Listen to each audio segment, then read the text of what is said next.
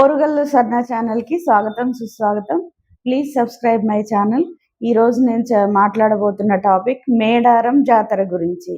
మేడారం వెళ్ళే భక్తులందరూ మొన్న 2026 జనవరిలో జరిగిందనమాట. నెక్స్ట్ మళ్ళీ 2008లో అవుతుంది ఈ జాతర. 2 ఇయర్స్కి ఒకసారి ఉంటుందన్నమాట. మధ్యలో కూడా మొక్కుకున్న వాళ్ళు వెళ్తారు, ఎక్కువగా పౌర్ణమికి వెళ్తూ ఉంటారనమాట. మామూలుగా దర్శించుకోవాలనుకునే వాళ్ళు కూడా వెళ్తారు. హైదరాబాద్ నుంచి ఏంటంటే బస్సెస్ ఉంటాయి, కార్లో వెళ్ళొచ్చు, మన ఇష్టం అన్నమాట.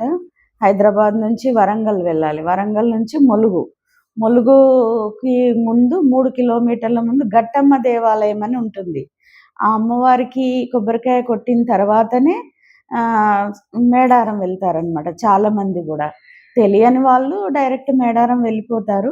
అక్కడ మొక్కుకు ఎవ్రీ ఇయర్ 2 ఇయర్స్కి ఒకసారి వెళ్ళే వాళ్ళు కంపల్సరీ అక్కడ ఆగి కొబ్బరికాయ కొట్టి దండం పెట్టుకొని, అమ్మవారు బాగుంటుంది, చాలా ప్రశాంతం అనిపిస్తుంది.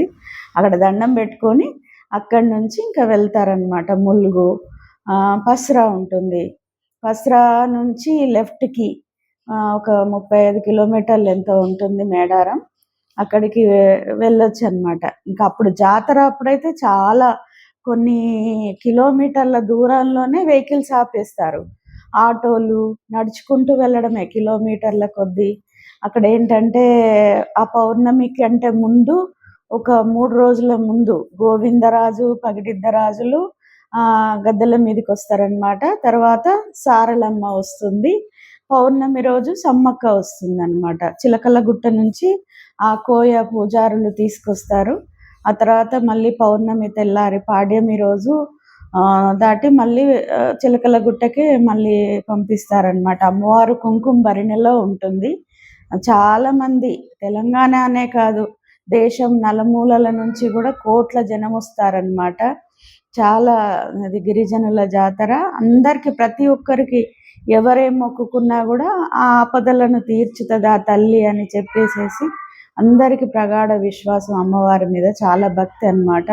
పిల్లల పుట్టు వెంట్రుకలు బంగారం, ఎత్తు బంగారం అంటారు.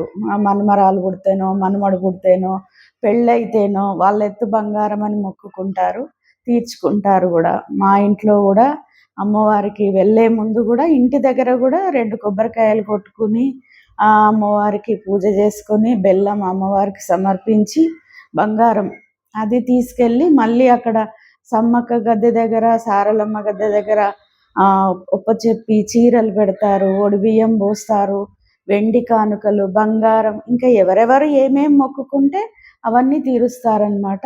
అక్కడ జంపన్న వాగు అని ఉంటుంది. ఆ జంపన్న వాగులో స్నానాలు చేస్తారు అందరూ. అది చాలా పవిత్రమైన నది అన్నమాట అది. ఇంకా ఇప్పుడు కొన్ని నీళ్ళు తక్కువగా ఉంటాయి, జాతర టైం మాత్రం చాలా నిండుగానే వస్తాయి. అక్కడ అన్ని ఘాట్లు కూడా చాలా బాగా ఏర్పాటు చేశారు. అందరు స్నానాలు చేసి ఇంకా చాలా బాగా అనిపిస్తుంది అనమాట. జనం ఉన్నప్పుడు వెళ్తేనే చూడ్డానికి చాలా బాగా అనిపిస్తుంది.